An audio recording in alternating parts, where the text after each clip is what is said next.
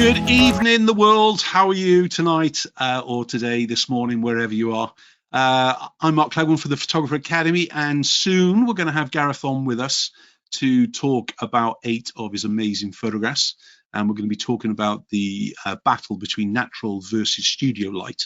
I've already got loads of questions in, so if you do want to actually put them in the question panel, your own, then please get them in advance so we don't kind of miss them during the course of the night as such.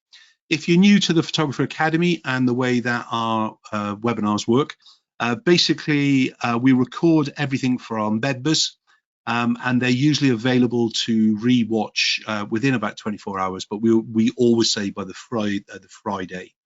And if you want to kind of see what's gone on in the past, you'll have probably gone onto the Talk Photography section here. And we always allow everybody to kind of watch the first 20 minutes free of charge. So you can kind of come down here and watch the first 20 minutes. And then basically to watch the rest, you'll either need to be an Academy member or a champion member with us and things really. If you want some information about joining the Academy, it's just not the downloads, the recordings that we do. There's also assets there. There's Photoshop kind of assets, brushes, actions, smart object files as well. And I try and kind of give you pretty much an insight into photography development.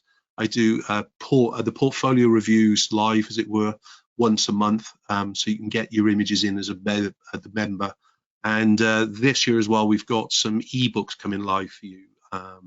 Based on some of the books that I wrote going back about 20 odd years ago. I've kind of rewritten some in ebook style. So if you want to join the Photographer Academy, just remember to click onto the join now, and you actually see there the membership options are everything from 100 quid going down to £33. You can try us for 3 months if you want, or you can join as a champion member. It's 30 quid for the year and things. Okay, so that's enough about us. Let's come back into tonight's session with Gareth Dix. Gareth, are you with us? If I can unmute, yes. Hi. I knew you were there, unless you'd kind of died, because we've been having a chat before we get live and things. That could have been awkward. Yeah, well, you know what? There are some who've forgotten where the actual web button is to actually go live and everything else and things. Gareth, thank you so much to begin with for actually kind of coming on board with our talk photography and everything else with it.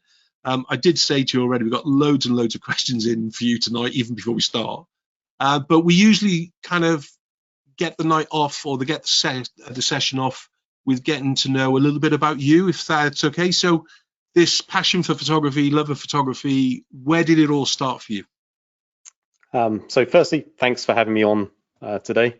It was a nice surprise when we talked a few months ago. And I think for me, coming into photography, from a young age, I was kind of like messing around with cameras. My dad had this amazing Pentax MX film camera. Yeah, it's I still have it as well. Yeah. And you know, there are certain things that I still kind of do, so I'm constantly focusing from the center and then like reframing and stuff because of my time kind of with a prism focus with that. But weirdly, I probably came into photography in a different way than most people, in that a friend of mine, when she was in college, was doing a photography course, and she asked me to, and you know, don't take what I look like now, but back when I was a lot younger, asked me to actually stand in front of the camera for her, and we did like a full-on photo shoot. And it was when at that point I was, on, are we clothes on or clothes off? Mostly clothes on. No, it was clothes on. Yeah, okay, just checking, yeah. But you know, that was kind of that was an eye-opening experience for me, like being in the studio with all the lighting and everything, and like seeing the stuff that was produced. I was kind of like, this is incredible. However, I was also a bit like, it is a lot of work to be a model, and I didn't enjoy being in front of the camera. But I did enjoy some of the technical aspects that were happening, like behind the camera and what she was doing and everything else as well. So from that, I kind of started picking up different cameras. I was completely terrible at photography. I wanted to get into like travel photography or landscape photography. I think landscape photography, you know, sitting around for three days, waking up early, trying to get like that perfect shot. just wasn't for me. And then I started to get into lighting when I started to work for a company that was doing like a lot of e-commerce. Now we used a really great photographer for like the advertising shots, but because of the amount of products that we were trying to photograph, I was kind of like, okay, well, let me see what I can do in-house. And then I picked up on a little website, which I don't know how many people still know about this, but Strobist.com. Yeah. This was like right at the very beginning when David Hobby was kind of posting weekly challenges and everything else as well. So I started to learn about lighting then, and then I was kind of like, I can do this with all of these other things. Now maybe I could photograph people. And of course, as soon as I get my hands on strobe lighting, it was like, yep, I'm just going to nuke everything. But I learned a lot through that process. I created some incredibly bad photos very early on. Sometimes certain things don't work, but it's always nice to experiment. But yeah, I kind of got into photographing more and more people. I was based in Essex at the time, and we had like a couple of groups, like the Essex and London Strobist group. Yeah. So we always had like half of the group knew how to light, the other half didn't. So when we did these events, we would kind of pair up with somebody that couldn't light, and then we'd kind of teach them as we were doing some of these kind of group shoots with models and like these amazing locations and that kind of thing. So and that was basically it. That was kind of like the first thing that really got me into photography. And then over the years, it's just kind of refined it a little bit more. I did a quick stint as a professional photographer. And then when I moved to Switzerland about 9 years ago, kind of just decided, actually, I'm just going to do this for me. So I just work on personal projects all the time now. It gets me to photograph what I want to photograph and who I want to photograph, and on my time scale as well. And Switzerland's such an awful place to live, with awful lighting and awful locations. You know, you must struggle to even find something to photograph as you walk down a street. Yeah. Well, the worst thing is that when I do, and I'm honestly terrible at landscape photography. I don't know why I thought this was a good idea for me to try and get into this initially, but I take a photo in Switzerland of the landscape here, and people are like, "Oh my God, your photography is amazing." And I'm like, "You do not understand how amazing this looks. I haven't done this justice." It's a beautiful land. And yeah, going back to what you're on about with the group shoots and the kind of the camera clubbing kind of buddy, I think that is such a wonderful thing. I still kind of go and visit my camera club about once a year that I used to belong to and everything else, and they think I'm a bit weird because I turn up, and it's like, yeah. But it's like it's just being around people with a passion for something. It's a bit like going to the golf club, isn't it? You know, the frustrations on the golf course, but actually the fun part is in the bar, and that's a camera club in design, isn't it? When you get a speaker in and everything else within it. Okay, so where did the transition from model to model photography come for you then? Where did you kind of start to think about people as your kind of main your subjective photograph? So I think when I started to learn how to light, there were lots of things that I could do with, you know, products or environments and that kind of thing to bring out certain things, but it always felt like it was missing something. And you know, and I hope this comes through when we kind of go through the images and stuff, but one of the things I really like to do is kind of bring out some kind of emotional connection to that image. And you know, I know that some people are very good at doing this with different forms of photography. For me, it was, I can work with that person, I can light that person in a specific way in order to bring out some kind of emotion, either from them as an expression or just with the kind of light and ambience that we were creating in that photo. So as I started to go through that process, you know, I was photographing friends and doing like self-portraits and that kind of thing, which is, I guess, is probably a fairly normal way of getting into this in the first place. But eventually I started to progress on to kind of like, okay, well,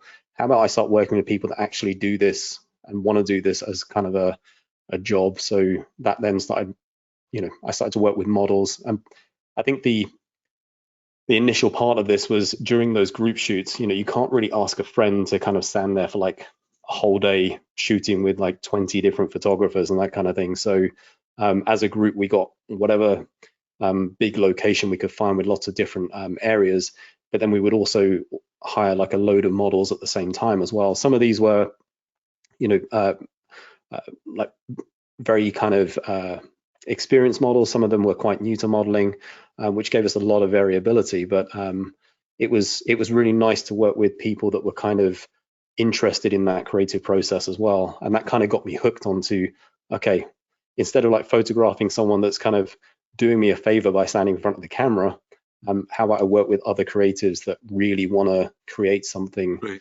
you know, and bring something else to it as well. Yeah, you mentioned about Strobist. Have you had other mentors or photographers who you're influenced by in the kind of photography that you shoot now? Who's the kind of the leaning post for you? So, you know, I will keep saying this, that David Hobby, without him, I would not know anything about lighting. It wasn't just about the lighting, it was about the way he thought about shooting something. So this was he was a photojournalist. So everything he had was lightweight equipment, like minimal equipment, and then trying to basically turn up to a location with a subject to shoot and then go, right, what can I make out of this to make it look more incredible than what you're seeing here? The other person that was like a huge influence, and not for a similar reason, but Peter Hurley, who is like headshot photographer. Yeah. So I know Peter really well. We go back like over 10 years now, kind of thing. And the thing that he probably influenced on me more than anything else, not his style or anything like that, you know, it's a very specific style, but it was how to shoot commercially, which is, you know, how do you be consistent so that people know what they're getting from you before, you know, they even kind of approach you. But then also the way to get the best expressions out of people as well. And it's like the micro expressions that can really make or break a photo. So I think if I look back at my work prior to kind of knowing Peter and getting to know him and how he works and that kind of thing, yeah, there's a lot of kind of like very bored looking models and that kind of stuff. But now if I'm on a shoot, I think most of the models probably just want me to shut up by the end of it because I'm just talking at them, like trying to get some sort of expression or something like that. But it's really handy, not only when you're shooting with models, but if you shoot with regular people that aren't used to being in front of the camera, building that rapport with them very quickly is essential for getting, you know, a good photo from somebody that doesn't do this very often. But even I think one of the things that people ask me all the time is, how do I light something? What equipment am I using? What they never ask me is, how do I work with models? And I think when somebody sees me at a group shoot and I'm working with somebody, it's like I'm not spending the entire time shooting with them. I spend a lot of time with that person, getting to know them, figuring out like certain things and just building that rapport initially. Otherwise, you know, things can be a bit more flat on a shoot. So. And at times it comes over differently when you're in education mode. I know that when I'm shooting one-on-one, whether it's a child or whether it's a model, that if I'm in education mode, in other words, I'm teaching photographers or I'm live online or whatever it would be, there's a different focus that you have to have because you're being pulled into the education route and you're losing a little bit of that kind of natural communication. I think photographing kids is a really great way to learn people skills because kids won't suffer you. Kids will tell you straight. I remember a child, I was going back to the 90s now, or if not before that, and this little boy of about 6 or 7 came into the studio. He went, "Is this it?" Yeah. And there was nothing more demoralizing. And I know it was just a small back room and the first studio I ever had. And he was like, "Is this it?" As well, yeah, but it's my pride and joy. So shut up, you little one, you know. But I just love kids because there's no holding them back with it. I had this little one about 4 turned around and he went, "Gee, you're fat." And I was going, "I've lost about 2.5 stone, thank you very much," you know. Anyway, but yeah, communication. So funny enough, though, tonight is not about communication with models, is it? It's about a battle between natural light and studio light as such, really. What gave you the idea for this title for tonight to chat about, and the images, really? So I think And like some of the images that I've got in here are a little bit older. Some of them I haven't even published yet. So, you know, these are quite new. Nobody's seen them yet. But one of the things for me that I see a lot on social media and in forums and everything else as well is this kind of constant argument of people either calling them natural light photographers and then photographers that use Strobes or studio light, you know, arguing with them about like being a natural light photographer and that kind of thing. So, and for me, after going through the whole Strobist thing, I would light everything. It used to be a running joke that wherever we were, we could be in the middle of a field with the best light possible, and I would still turn up with 5 lights, and then, you know, just make sure that I light things perfectly. But I've kind of grown out of that, and I think that now I'm a bit more considered as to whether I use you know, artificial light or if I'm using natural light. And so, you know, you'll see in the images as well. And I've got this thing where, you know, I like to light. I like to create different types of lighting. But I've also learned a lot from shooting a lot more natural light over the last few years, and then you know, trying to bring that through into my lighting in the studio and that kind of thing. So I'm hoping there's a few images in here that people are like, oh wow, that's studio lit or that's natural light. So I think when you're developing skill sets and you're developing your kind of styling and everything else with it kind of do come to a crossroads. And because I suppose if we put Mark Cleghorn in the world of wedding photography years ago, decades ago now, natural light before, reflector before, flash is the last resort. Why? Because natural light, I could shoot it straight away if I put the client in the right place. Then we used a reflector to enhance the image, but only if we had the opportunity or there was a pair of hands spare or whatever it would be. And then flash was almost that last resort, except for filling in the sunlight, you know, on a group or whatever it would be. Within model photography, as such, we pretty much usually want to enhance a subject. Is that in your head the whole time, or do you go, I like the light, just shoot it? So now, yes, it's more kind of, I'm looking at the light, what I can do with it, the location, etc. as well. And probably this is going to sound quite weird because I'm pretty sure it's normally the other way around, but I was afraid of using natural light for the longest period of time. It was always like, okay, I'm going to try and figure out how to light this in the way that I want it. I wanted complete control of everything. And then I remember being asked to do a shoot in central London. And in central London, you can't put down tripods, you can't set up lighting gear or anything like that. And even though I was kind of like, right, I'm going to try this with natural light, I still had, you know, 2 lights in my backpack with me just in case. And then that kind of changed the way that I looked at it, because actually the photos turned out really, really nicely. We had like perfect light that day as well. We found some really good locations to work with that as well. But I mean, you know, if I look at this image here, this was, and this is like one of my favorite people to work with. We've worked together for years, and we were at this location that we were just going to use as a kind of studio with like a seamless backdrop and everything. And then as we were kind of finishing up on like one of the other parts of the shoot, we kind of wanted to see what these bulbs would do. And the wall on the right hand side of this was this like bright metallic gold wall, which it doesn't look like this in the photo, but with those bulbs, it kind of produced this amazingly warm, beautiful light. And you know, I could have just shot that as it was, and I think I've probably got like some of the images from the shoot where the initial idea was like, okay, let's just shoot this and see what this looks like. But it was kind of missing something. It was missing, I don't know, something that made it feel a bit more special. So in the background, I actually put a blue gel on a light there, aim that towards the wall, so you can kind of, I don't know if you can see that on the yeah, and you know, it kind of separates her from the background a little bit as well. In like the full size image, you can see that on the left hand side as well.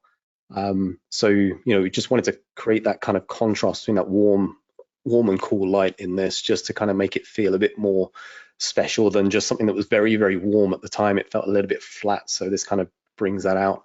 And working with her as well, she knew exactly what I was going for. As soon as I showed her the first image with that light in the background, she was like, okay, let's do something that's a bit more kind of curious, like this is some kind of discovery or something like that, which worked really well on this. And this is still, I mean, I've shot with her so many times over the years, and this is still one of my favorite shots that I did with her as well. So yeah, it's lovely. But yeah, good working technique that as well. I mean, for those of you just playing around with your speed lights or flash now, you could achieve this with a double CTO and daylight behind her. So if you correct to CTO1, that would be color temperature, orange tungsten in other words, but you've added a double tungsten gel across your speed light. If there's daylight in the background, it will turn blue straight away with it. So if you want the orange effect on the face and you want a blue background, double CTO on the front and just allow the natural light to actually come through with it. So yeah, it's a really good technique. What's the choice here? So what's going through your brain, because you could have just reverted straight to a studio flash, couldn't you, or a speedlight flash, and kind of done a pretty much a technique I was on about. But is it the difference of the bulb that kind of creates the light for you? Is that what excites you? Yeah. So firstly, the technique that you were talking about, there is an image a little bit later on that I actually do that with. So we'll talk about that then. But yeah, for this, I think I could have used a strobe, but these lights are quite dim, so I'm actually shooting at f1.2 here. So I think we're on probably maybe ISO 400 to 800, something like that. So any kind of strobe would have overpowered this massively. So the light in the background is actually an LED, turned right down as well, so it didn't overpower this. But yeah, I think just seeing the gold wall that was behind this, and I've shot with that gold wall before, and it can look pretty horrible. But as soon as we saw these lights in there, it's like, okay, this brings something else to it.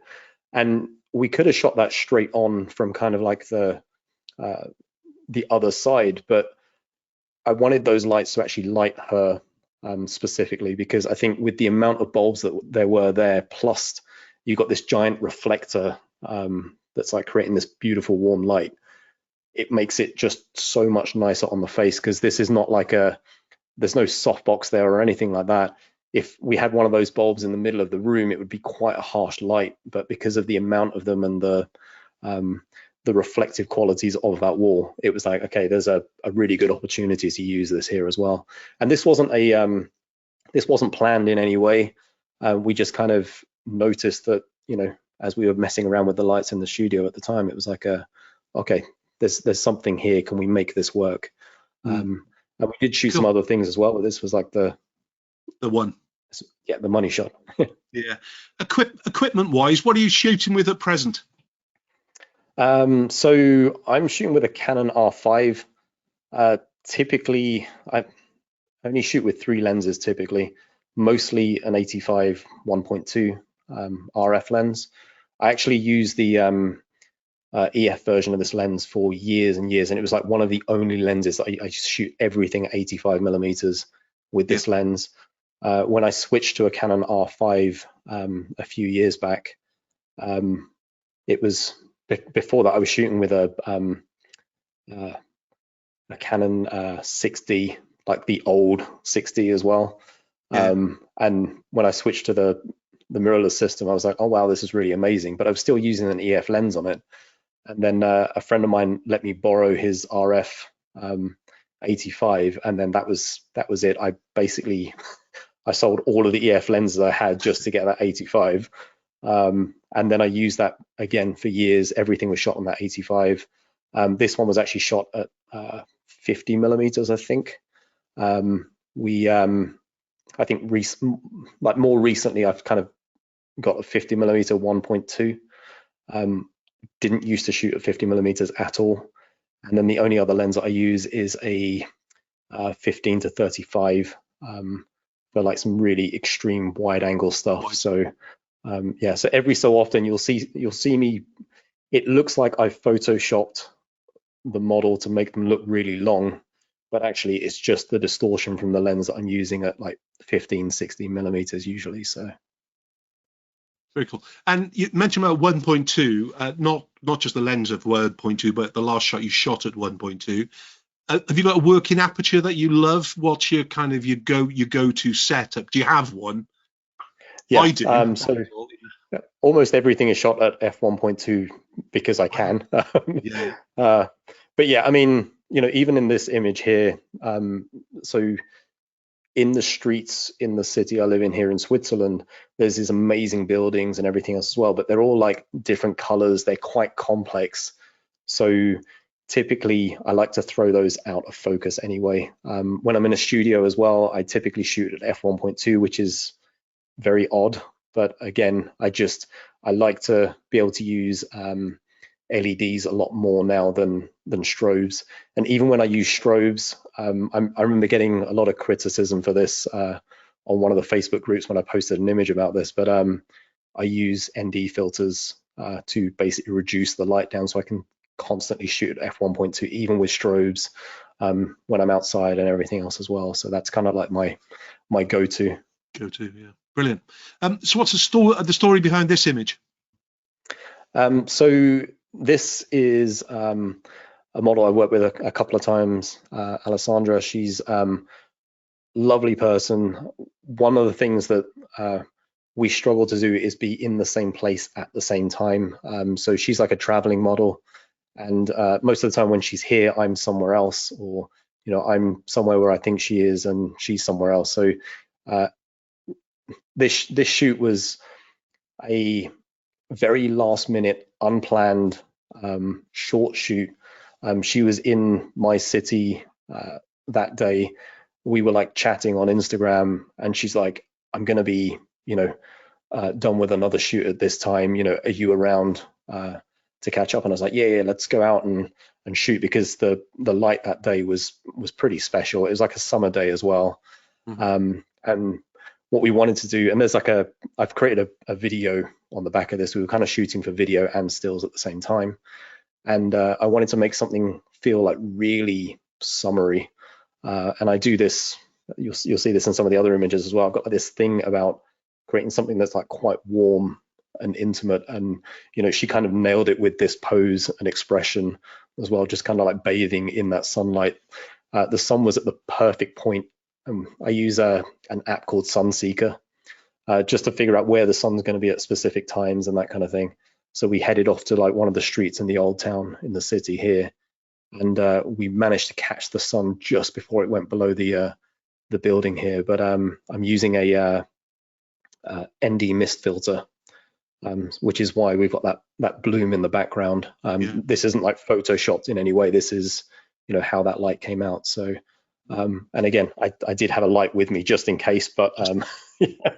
It must be quite hard because, you know, in my head, the buildings are very, very tall, you know, 3 stories, 4 stories and beyond. It's a bit like shooting in Bath or Edinburgh and in London as well at times, isn't it? Really. So you must lose the light quite fast if you're shooting within the city itself, if you're not prepped enough. Yeah. But yeah, really nice image that. Well done. Our next image. So this is the one I was talking about, the technique you were talking about. This is exactly what I did here. So except I wasn't using a CTO gel. I actually have a behind the scenes video of this on my YouTube channel. Okay. So you can see what this looks like in the studio as well. But essentially I've got two, and again, this is a bit of an odd choice, but I've got two AD400s, like Godox AD400s. I'm not using the strobes. I'm actually using the modeling lights only on this. And those are, I think, set to about 5600 Kelvin or something like that. So, you know, like daylight white. And then this was the first LED light that I bought. And this is kind of the image that started to change how I thought about using strobes versus LEDs. I had a Godox ML60 bicolor. So I turned that right down to 3200, put that in a projector unit, added a gobo so that we've got this strip of light on her face. So that is a very, very orange light when you look at it on a normal kind of white balance.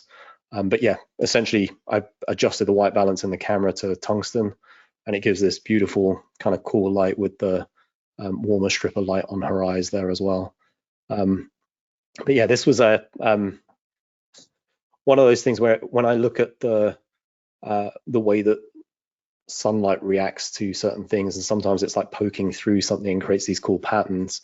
I wasn't trying to mimic sunlight specifically here, but it was just that kind of light quality that I wanted to try and bring out something within this. So you know, it really helped that her hair, when she showed up for the shoot, every time I meet with her, her hair's a completely different color, different style and everything.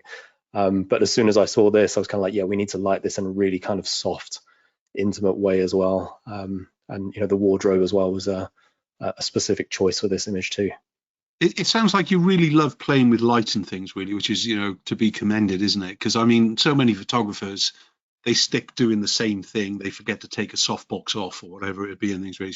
But have you had any real unexpected moments by kind of playing with the light? You go, oh my God, that's a better result than I even tried to. Yeah. Is there anything that stands out to you? Yeah, there's lots of those. There's also lots of, and I think this is why probably people don't do this so often, but I've had lots of failures as well. And you know, when I'm working with people that I've worked with previously, or you know, have worked with a lot, they know that I like to play about with this stuff. So sometimes I'm kind of like, okay, this is just not working, and then I'll set up something completely different. But you know, it's almost those standard shots that you want to do, get those early on, you know, get it out the way so you've got something that you know that's usable from that shoot, and then you can start to play about, be more creative and that kind of thing. And sometimes, you know, you get images like this one, which is like a, you know, I kind of thought about doing this prior to shoot. This was quite planned, but at the same time, I didn't know how well it would actually turn out until we were actually doing it. But the CTO gel trick was something that I learned from David Hobby, something that we used to do back in the early 2000s, and then I'd almost completely forgotten about it until doing this shoot, and I was like, oh, let me give this a go again. And then, you know, but yeah, there's a couple of other images in here where, you know, I kind of played about with the light, and it was like, okay, that actually works better than I thought it would. So there was a book, going back to about 1980. I had it bought for a birthday by my sister, and I was photographing a few of her mates who were models, and she was modeling a bit as well, just a bit of fun. And it was called Glamour, and basically it was just these kind of, glamour in UK is a different word than it is the rest of the world kind of thing. But the book Glamour was about model photography and things really, and in there was the first time I ever came across about gel in flash. And I didn't even own a flash then, but I just saw it and I went, oh my God, this is just amazing. And in the same way, in that same book, it had a torch. We call it a torch, a flashlight in the US, and how they were using a flashlight or a torch to kind of pick out little eyes kind of things with it. And I'd never forgotten that. And I kind of brought it into my photography, and kind of today, I still have a little LED torch in my bag, a focused mag light, that you can just pop it into a subject if you've got to, from 20 feet, well, it's exaggeration, from about 5 feet away, and actually really kind of does it and things really. But yeah, I'd love to see all photographers playing with flash, so very well done on that. Our next image, what's the story about this one, except for ouch? Yeah. Yeah. So this is she's actually a ballet dancer, and she comes over to Switzerland like once a year. So we try and get like a shoot in when she's here as well. And although she's a ballet dancer, like for this particular shot, she was kind of saying, like, I want to do some kind of other movement, and she was like looking at like other forms of dance. So, you know, we kind of wanted to explore that a little bit. I was kind of saying to her, like, okay, well, what kind of thing are you looking to do? And she was like having these really expressive poses. And because of the outfit that she chose for this as well, I was like, okay, so how do we make this into, and I don't know whether this comes through or not, like into a kind of more desert type scene. So this is actually shot on white seamless. I've put like a a sort of ruffled blanket underneath where she's kind of kneeling. One, because it's a bit softer on her knees and everything, but also because it starts to mess up the paper in this way, trying to recreate sand, if you will. And then I've got an LED light pointed with a reflector right at the background at 3200 Kelvin to produce this like massively warm light. And then just a giant octabox. In fact, I think it was a strip box on the right hand side here, just to kind of like bring out some of the details, because she's got like a really toned kind of physique and everything else as well. So always a joy to shoot with her, because you can throw anything at her and it just works. So yeah, with this it was kind of like I don't know, I don't want to say like Arabian Nights or something like that, but just kind of I wanted to get like a desert type feeling to it. And there's a whole series of these images as well, but this is one of the images that I haven't published anyway yet. So there will be like videos and stuff of this soon. Great. You're obviously a technical guy. You enjoy the technical, and it's nothing to be ashamed of, is it? It's kind of great when but how much does instinct allow you to run with it, or is the preconception of the image that's kind of pulling you in the direction all the time? Do you understand what I mean by that? Yeah, and I think this is so I think very early on I was always looking at lighting as this technical aspect, photography as this technical aspect, and then there was I think you can over rotate on that without the creative part. One of the things that I think I've said this already, but one of the things that the Strobist community and everything kind of really helped us to kind of get used to is just working without a plan at the beginning. So we hadn't planned this image at the start. It was just actually because she was kind of like, okay, I want to do something like this. I have this outfit as well. And we're working on the fly a lot more. And I've had a few photographers ask me, oh, can I come to a shoot with you and then understand, like, figure out like how you shoot and that kind of thing. And I'm like, you can, but I don't know how much people will get from it, because as I'm doing this, I'm working so quickly and my mind is adjusting for things. I'm not like thinking about camera settings so much. It's kind of like, okay, I get the light in the place that I want, and then we start to work on like the either the poses, the emotion, the other parts of it as well. So just because there's this one image here, that doesn't mean to say that there wasn't like another 200 images that didn't work, but it's just, yeah, it's less what's the word, less planned in that sense. It's more of a flexible, agile process as we start to shoot. If you had to choose between natural light or studio light right now for the rest of your career, what's it going to be? Oh, come on, you can only do one or the other. Yeah, all right, let me answer it this way. If I was in the UK, no, you gotta studio light. Studio light? Yeah, studio light. I think just it gives me the control. I can mimic in some respects. I can mimic a lot of natural light as well. But I do like to shoot natural light because it keeps me. I like to look back at some things that I've shot with natural light and go, how do I analyze that and pull that apart so I can recreate something like this somewhere else as well?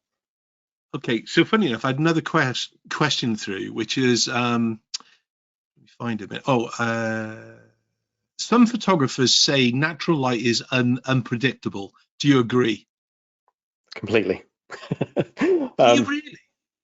So I think, and it depends on where you live. Like here in, I don't want to say this too much, but like we get 300 days of sunshine in the city I live in here. So but I think natural light, if you're doing a shoot that is natural light only, and I've had times where I've gone into the studio and I think one of the next images we'll see like when it works, but where I've kind of gone, it would be great to have like the light coming through this window at this point in time, and it just doesn't work. It's either too dark, there's too much cloud, the sun is too high, or whatever else as well. So you can start to plan for some of this, but at the same time, you never really know until the day what you can do with it. And the more that you work with it, the kind of more flexible you can be, and you can work around it, but it doesn't make it any more predictable. Yeah, there you go. Good one. All right, our next image. Yep, so this is also shot in the same studio. We were actually, this was like in, I think, December-ish, like mid-December. It was very gray and dull, and we were setting up something on the other side of the studio, which was, we were trying to recreate something similar to this with like sunlight. But this is actually a natural light shot. As we were setting everything up and we were playing around with the light to try and get this type of quality, I looked over the other side of the studio, and all of a sudden, and this only happens probably twice a year in that studio, the most perfect light was coming through one of the windows at the back. So we ran over there, set everything up over there, made sure that we had, and you know, this is like, it was very, very harsh sunlight, very low. And so we poured across some like a scrim just to kind of diffuse that a little bit, put something in front of that light as well, just to kind of break it up a little bit as well. And then used a fake wall and brought that closer on this side, so it didn't just disappear into shadow on her right-hand side. So, but really what we wanted to do here was create something like really kind of intimate, something that, again, you know, I like this whole idea of like bathing in sun for the summer and that kind of thing. Maybe this is because growing up in the UK, you know, the summers were a bit hit and miss. so I've got this thing about like trying to recreate summer even in December and that kind of thing. So that's kind of what we went for here, and it worked out like way better than we'd even hoped.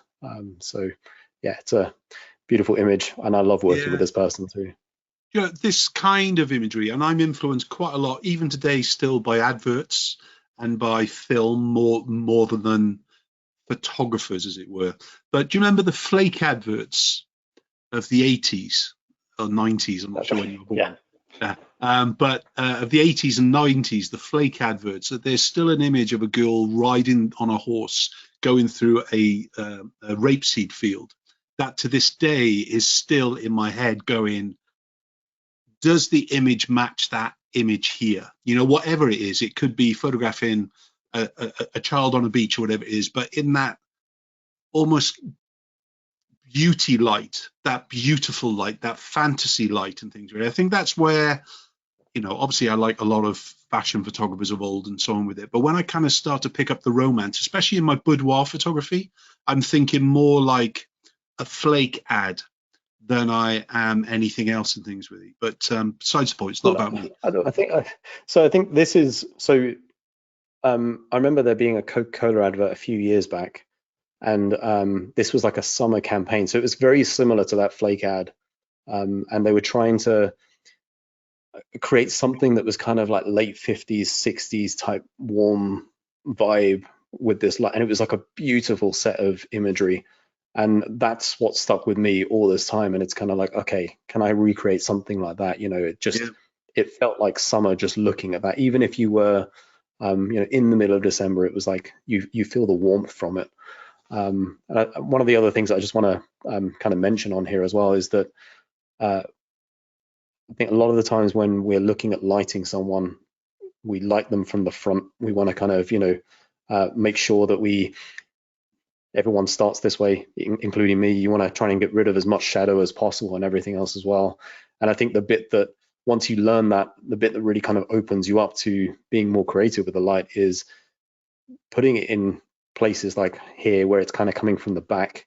I even do this with you know, artificial lighting and everything as well, because you get like a completely different light quality. It feels a bit more natural. You start to bring out things like, you know, she's got a great physique as well, and that's just not something that you do when you kind of flat light something, which I've been through too. So nobody should feel ashamed of that. No, we all have to do that though, isn't it? And you know, as soon as you know, a lot of professional portrait photographers, they kind of run with a light between the 4 and the 5 o'clock position, 5 to 6 o'clock position, and it gets flatter and flatter as you're going through. But when we start to look at the images that you remember, and the images with drama in, the light is usually coming from beyond a 9 o'clock to a 10 o'clock to 11 o'clock position like we're seeing here, or we're getting it at the 1 to the 2 to the 3 o'clock position in the clock.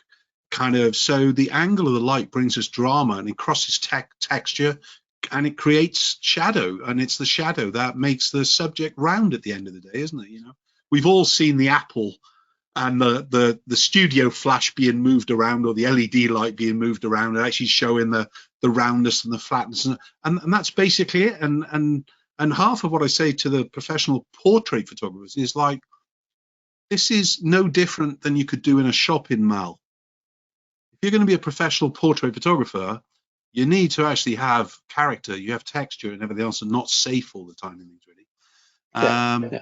But yeah, direction to the light is absolutely key, isn't it? You know, I think this is something that I learned very early on after multiple strange images. And you know, if anyone's interested in seeing that, like I haven't removed anything from like Instagram, so if you scroll all the way back, you'll see some of the earlier attempts, or even I think my Flickr account is still there somewhere with some of my earlier attempts at lighting and that kind of thing. But one of the things I learned very quickly was, instead of looking at where you want to put the light, think about where you want the shadow to be, and it kind of reframes what you're trying to do with that light. So yeah, it kind of goes back to that instinct thing again, isn't it? Where you kind of have to, you pretty much know where you're going to put the light before you even, as you walk into a room or into a studio space or whatever it is, you know the kind of image you're going to photograph. So you just need to put the light there, you know, instinctively, because you've done it time and time again and things, really, isn't it? You know, look, we could talk all day here. Next image. So talk us about the boudoir image. Yep. So again, somebody I've worked with for quite a while, but we were in an apartment that had like this just incredible lighting coming through the windows. Now, old me would have gone, right, how do I light this in a different way?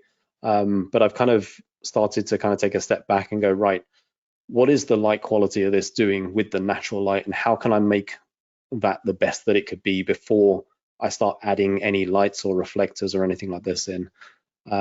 So the lighting here, it was quite harsh coming through the window, and you can kind of see in the image, this is the first time I actually got to use a smoke machine that I bought like months and months before this, and I've never managed to use it, but this was like the perfect opportunity because it kind of diffused that light in the background really nicely. Again, like I was saying before about the light coming from the back, this kind of brings out like the kind of muscle tone and everything else that you know, she's like perfect for. And then just to create a bit of intrigue in this, this isn't, you know, a completely different style of image to what I kind of normally do, but I also kind of pulled the door like half shut, so that's kind of like the door on the door frame that I wanted to shoot through. Again, shooting at f1.2 to kind of like draw people in, and as an added bonus, the door was hiding like quite an ugly looking window as well, so you know, it served two purposes in this. But yeah, there's a whole series of these types of images with her. This was like my favorite, even though you can't see her face. Nothing wrong with her face, she's like very beautiful, but this felt like a very kind of like special moment within those images as well. I think the faceless boudoir is the true what the butler saw. It's kind of where it kind of looking through the keyhole, and you're looking through the door, gives you that impression, the vignetting and so on with it. But it is that kind of what the butler saw with it, and that really brings, this is the kind of image I hope a client is going to have big on a wall, that because it is faceless as well, they don't need to be looking at the camera. There's a different, then we go back to that word glamour. It's becoming more of a glamour image than it is a kind of a boudoir-y kind of feeling of things, really. Typically natural light or studio flash and things, really. What's your white balance kind of technique? Do you use a gray card, or do you use a set color balance and then fix it in raw, or what's your kind of feel? So I use a color chart, and I don't use it all the time. I say I don't use it all the time. I use it all the time, but I don't necessarily white balance to that specifically. It's just in case I want to bring out like a specific color. So if I'm shooting something like clothing, for instance, or something like that, and I need that to be like an accurate representation, then I'll do that. But typically, yeah, I kind of err on the kind of warmer side most of the time. I mean, there are images that I'm kind of, shooting at a tungsten white balance, but typically if I'm shooting something like this, I'll use that color checking chart. Try and say that 3 times fast. And with a stutter. Yeah. I win. And then, if I want to create it like accurately, then I'll do that with this. I want it to be much warmer, so yeah. I will just bring that warmth up, either within the camera at the time, or I tend to shoot in, especially if I'm shooting kind of with natural light, I tend to shoot with a cloudy white balance, so a little bit warmer. And then, in post I can adjust that, but I don't like to shoot necessarily on a daylight balance, or correct that in camera at the time. So we've got a couple of images left. What's your thoughts on reflectors and diffusers in a natural light setup? A bit like we just saw now. Would you be tempted to kind of pop a little reflector in there to lift the shadow a bit, or do you use it in post-production now? So I do it all the time with not only natural light but studio light as well. Sometimes like another light is just too much, so it just brings up a little bit the shadow, which is ironic because in this particular image, I actually put a dark piece of material there to stop getting so much light on the right hand side of this, because I wanted this to go into shadow. But yeah, like all the time using a reflector, and it's not even just a specific reflector. If there's a wall or something like that, then I'll use that. I even shoot if I don't want to use a softbox, or I don't have enough space for a softbox, I will bounce strobes off of a white wall, or if I'm using natural light like harsh sunlight, then I'll get somebody near a wall or something to bounce that light off of as well. Yeah. And you can play about with color with that as well, so that it's, again, I think a lot of photographers forget about using strobe flash as fill or as lift. They think it straight away it's got to be used for a key light use. Like you already said about I know you used an LED on the background of the blue background wall, whatever it was that we saw, but it's using it to bring accent to an image, isn't it? Whether it's accent to a body or basically lifted information to kind of going through. What kind of post-production is your kind of normal now? Are you shooting in RAW? Always shooting RAW. Yeah.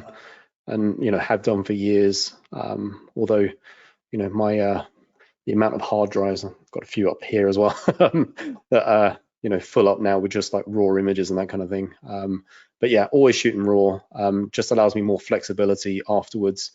I came from a background of I think I was using like Photoshop version 3 or 4 or something like that. But that was like manipulating other people's images at the time. So this was like way before I was doing my own photography or anything. So and from that, I kind of want that creative freedom afterwards. Typically, I don't have to. I get as much right in camera as possible. There are certain things that I do processing wise. So typically, I'll add some grain, probably a vignette, and then retouch skin and that kind of thing. But yeah, it's less about shooting RAW to save images and more to give me the freedom to go, actually, let me try this with it as well. This is a prime example of this as well. Like this is natural light, this isn't studio light, like giant window. And originally I shot this in like full color. It was supposed to be, a fairly kind of monotone image, but bring out the warmth of her skin and that kind of thing. But as I was playing around with the images afterwards, I kind of preferred this toning much more than what I'd originally kind of set the images up as. So yeah, I kind of went with this, and yeah, it just it's kind of filtered more into other photography that I've done since then. So I guess the bit for me when I'm kind of editing things is that as I start to play around with things similar to lighting, I'll edit something in a normal way that I would do it, and then I start to like go, well, what if I just did this? And then I end up creating like a whole other look that I start to go down like this big rabbit hole of, can I do more with this as well? So, but I shoot specifically for the way that I edit rather than, you know, just shoot and go, oh, how am I going to fix this in Photoshop? Photoshop, yeah. How many times have I heard that? Metering, are you metering in camera, or do you use a handheld, or what's your preference? Neither. So this is, I think using strobes, I've done this for so many years now that I can get almost within half a stop just from kind of going, right, the light is this far, like just looking at where the light is, what it's got in it, what power it's on, as I've been using the same lights for like a number of years and that kind of thing. I'm not saying that it's completely accurate, but I never use a light meter. The only time that I've actually ever done that was I was following around a street photographer who was using lighting to do kind of environmental portraits in London, and he had like a light on a boom. So before he approached somebody, he would like meter the light near them so that he could then say, you know, let's, you know, do you want me to do like a quick photo of you? And then we're not playing around with light settings or anything like that. But other than that, typically I just do this. I'm kind of looking at the histogram on the back of the camera and then just figuring out, is this how I want it to be? Do I need it to be like darker? Do I want it to be fully exposed or anything like that? But I'm not typically looking at the metering on there at all. Cool. So this is our last image. What's the story behind this one?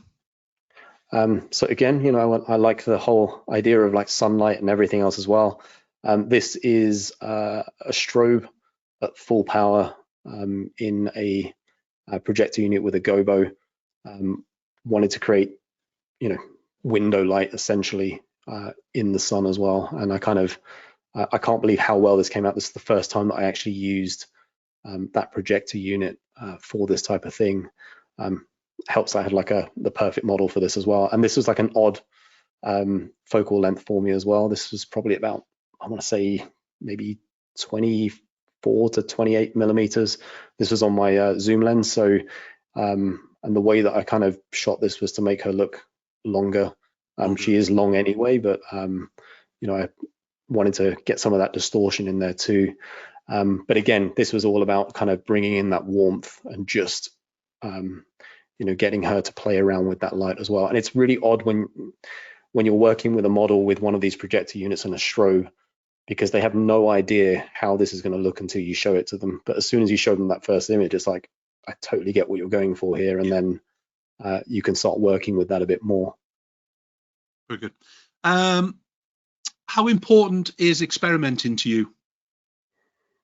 Massively important. I think every shoot, it doesn't matter how short the shoot is, I will do some kind of experiment. And again, you know, sometimes it works, sometimes it's a complete failure. But I don't, commercially, if you're shooting commercially, it's really important to have a consistent set of work.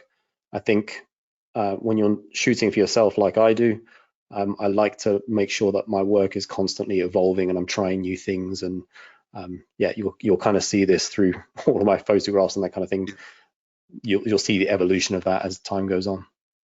Do you think photographers should specialize in one lighting style? I'm reading the questions through, as you gather. One lighting style, or should they master both? Get comfortable with one of them first, and then start to experiment with the other one. And one thing I didn't really do here was show any of the work where I'm using both, because that's a really interesting way of working with light if you can mix that ambient light with artificial light as well. Are there any exercises or challenges you'd recommend for photographers looking to improve their lighting skills? So one of the things I like to do with a few friends is that we kind of set ourselves a challenge, and that might be something like, okay, you get to use one light you have to shoot a model, but that light can only be behind the person, or it has to be in a certain way, and then that forces you out of your comfort zone and to try and learn new things. So get together with other photographers, set yourself a challenge or something like that. It doesn't have to be anything serious, but there's some interesting things that can come out of that. Yeah, a bit of fun. Gareth, so if people want to see more of you and things, obviously not from the modeling days, I'm sure those photographs are not available now. But you can either go via your Purple Port, search on Gareth Dix, of course. There's links from there to your Instagram and to your YouTube account, of course. The Instagram account is Gareth Dix, is that correct? Yep, that's right. Yeah, and then obviously you can kind of scroll through Gareth's images and so on with it. And there's also a link on there for your YouTube channel. How often do you post on your YouTube channel? So YouTube, I'm doing a lot more I've got really into like FPV, so drone flying and that kind of thing. But there's a lot of kind of behind the scenes photo shoots that I did before. If people want to see more of those, then leave me a comment on those and I'll start post. I've got loads of content that I can start to post again on there. Yeah, good. And there's some really great videos on there as well. You should do that. And fingers crossed you'll shoot some over us and we can put them on the Academy as well and things ready. A couple of questions to finish off with. If you could go the classic one now, if you could go back in time and give your beginner self one tip, what would it be? One tip.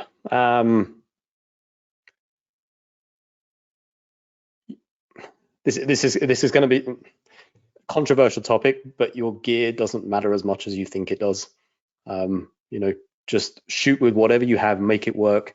You'll eventually get to the limitations of that, and then you can start to expand your gear from there. What advice would you give to photographers struggling with light in their portrait? I think it's like experiment with as much as you can. So don't just try and get that one lighting setup done. Yes, there's a lot of tutorials and everything that you can like mimic other people's lighting. I think one of the big things that changed for me is if you can look at a photo and then work out the lighting that was used in that photo, that will change the way that you look at light completely. So typically I can look at like any image and go, right, there was a softbox here, there was a reflector here.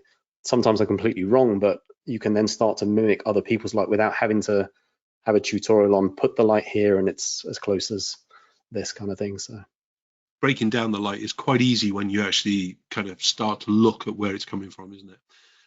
What's the one lighting mistake that you see so many photographers make? Too much light. Just don't try and nuke everything. We've done typically the camera settings. Post-processing, what are you using? Is it Adobe or something else? Yeah, so the majority of it is done in Lightroom. So as I start to work on different editing styles, I'll set up like the toning, the grain and vignette is always added in Lightroom, but skin retouching, I still do that in Photoshop because I can't do that in Lightroom very well. And last but no means least, is it gone? What's the best piece of advice you've ever received about your photography? About my photography? Yeah. That's a really good question. It's not mine. Yeah. Yeah, whoever that is, that's a really good question. It's not. Yeah.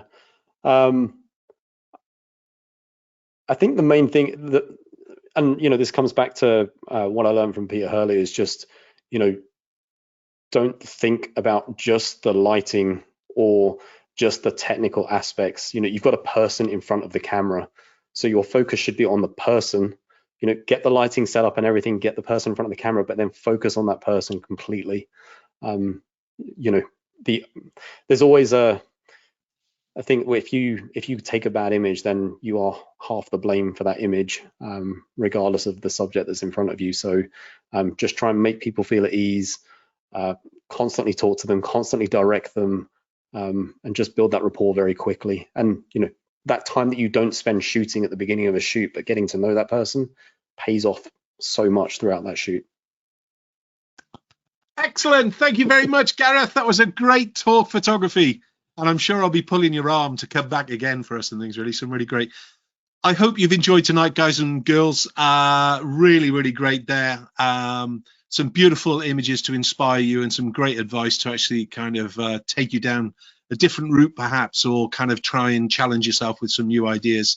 If you want to catch back up with this, remember it will be available to our members on Friday at the latest, and then it'll be available fully on YouTube in the next few weeks and things, really. But our members will be able to watch it fully and download it, of course, on Friday.